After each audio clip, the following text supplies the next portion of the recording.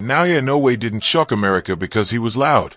He shocked America because he made elite fighters look completely unprepared. All I need Inoue to do is, I need him to come fight in the U.S., random blood and urine testing. He take a lot of my stuff from my playbook. And he made him look ordinary. I've never seen Fulton so tentative, and it was by a smaller guy. When he stepped into the American spotlight fights, people expected resistance, adjustments, and tactical battles. What they saw instead was a fighter who removed those options almost immediately. That gap between expectation and reality is what built the Feh. By the end of this video, you'll understand why Inoue's knockouts aren't just powerful, they're engineered, and why every American champion studying him now is trying to solve a problem that hasn't been solved yet. When Naoya Inoue faced Nonito Donaire for the first time, American fans expected the veteran's resistance to expose the younger champion. Naoya is the top fighter in the world in pound for pound. You know, I fought guys who were the best in the division, but not a pound for pound guy like Naoya. When it comes down to a lot of things, you know, I think the best guy that I face, and maybe perhaps if I was younger, it might be a different story, but at the moment of who I am in this time, I would say Inoue is the toughest that I've faced, or the strongest that I've faced. Inoue is probably potentially the best fight that you've faced. What is it about him that gives you that?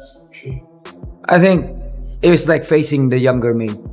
You know, there's just a lot of similarities in terms of power, explosiveness, and sometimes intelligence. You know, but I think a lot of it is given the similarities is what makes it more difficult. Instead, Inoue controlled the early tempo with a precision that never felt rushed. He wasn't chasing damage, he was mapping reactions. Even after suffering a fractured orbital bone during the fight, he didn't lose structure.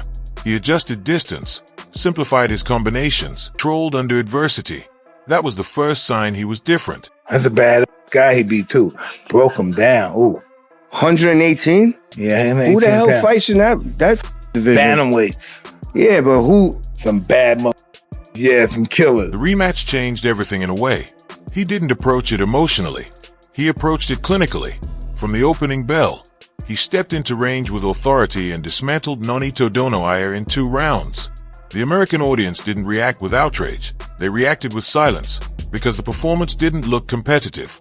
It looked inevitable. Naoya, if he's thinking to moving up in weight division, I hope that I can teach him and supervise his workout training. また新たなステージで挑戦していきたいと思います。My aim is to be an undisputed champion. If I can do that within the year of 2022, I would love to stay in this division. But if I can't, I am capable of raising my division and to fight again for the upper division. Then came Stephen Fulton. Fulton was respected in the United States, smart, defensive, and highly tactical. The narrative entering that fight was that Inoue would finally meet someone who could match his ring fight. I think Fulton has more skills. Monster got that monster power, so you know it's just he got that neutralizer. I think it's a good fight. I'm definitely going for Scooter. It's my Muslim brother. I've been knowing Scooter since we were kids. Man, I'm leaning towards Fulton. I hope he bring it back to the United States. I hope he go out there and do good, and I wish him well.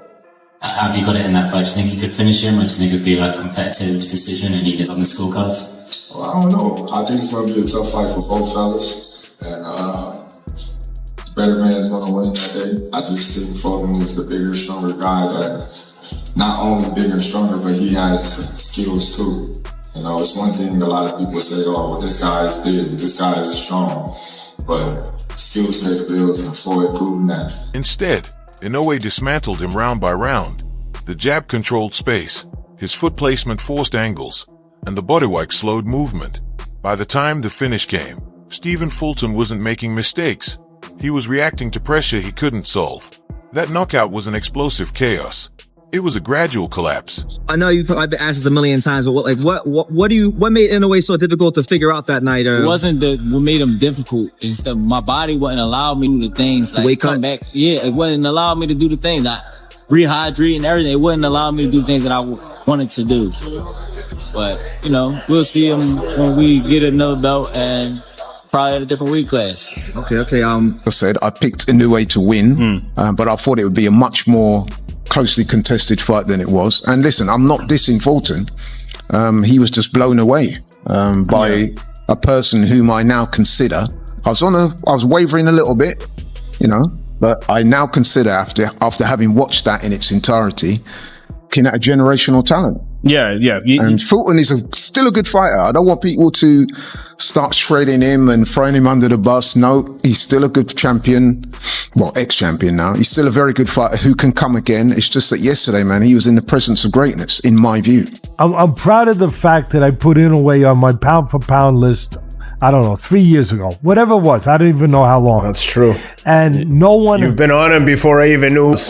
Ken, no one had him anywhere near it.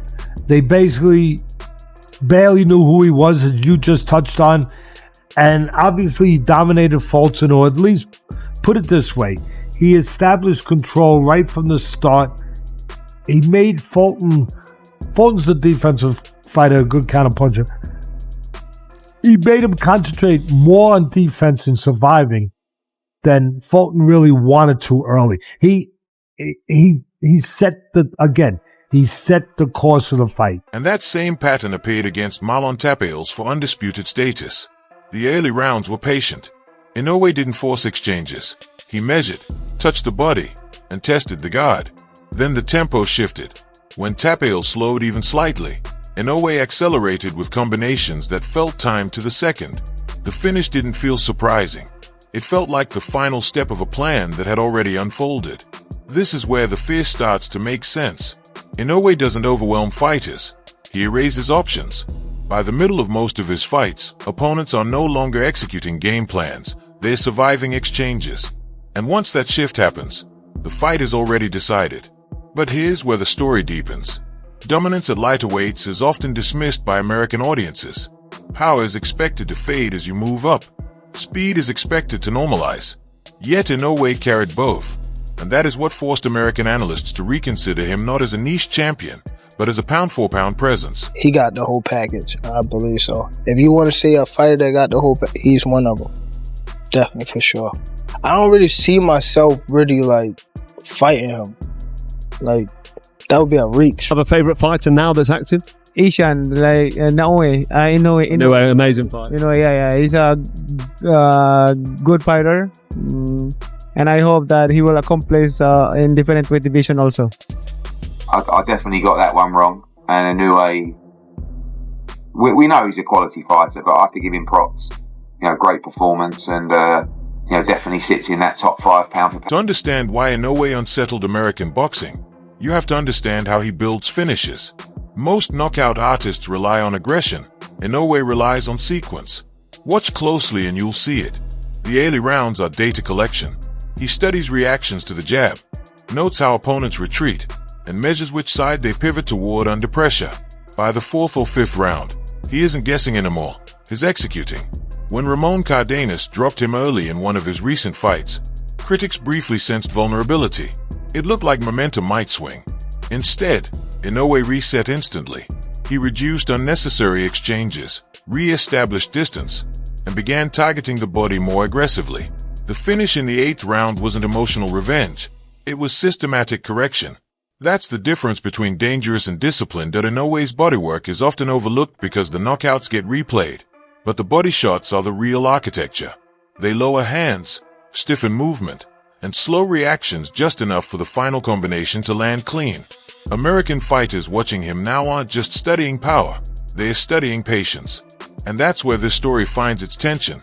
Every dominant fighter eventually meets someone who disrupts rhythm, refuses to give clean reads, and forces improvisation. Inoue has not yet been forced into sustained chaos, and that is why audiences keep watching. Not because they expect him to lose, but because they're waiting to see if anyone can interrupt the sequence. You agree with this? Is it smart? This guy is selling out massive arenas, massive stadiums in Japan. Need to come to the States, in your opinion, to level up? Or is he one of those rare cases who should just stay at home because he's such a big draw there? No, boxing's a worldwide sport. I mean, if you can fill out stadiums or arenas like Inoue does consistently all the time, why do you need to go to America? Now, look, I understand the want to go to America. If there was a big American fight, then it kind of makes sense, right? Let's get him in, I don't know, Vegas, or as you mentioned, Madison Square Garden against an American. But there is no big American to fight. I mean, the big names really are in Asia. Nakatani is one of them. There's been a lot of talk about a guy called Nick Bull. We'll say a guy, you know who Nick Bull is, featherweight champion. There's been some talk of that. That's not going to happen in America. So this want to get him to America all of a sudden to appease and fight fans, I don't quite get. This guy does incredible numbers in Asia. And still as fast as lightning. Yeah, the power that he possesses, but it's not a thumping power. It's that explosive speed, that explosive power, the footwork he gets in position. And all of a sudden he's landed 3, 4, 5 shots and then he's angled off. A lot like I did in my fight against Lopez. I have very fast. Yeah, it's a compensation. Yeah, like, it's a very strong guy. That a big crowd, doesn't he? He's an absolute superstar in world boxing. And this was another exquisite performance. He doesn't need drama. He doesn't need controversy. His fights close cleanly. That clarity unsettles divisions because it leaves no debate to hide behind.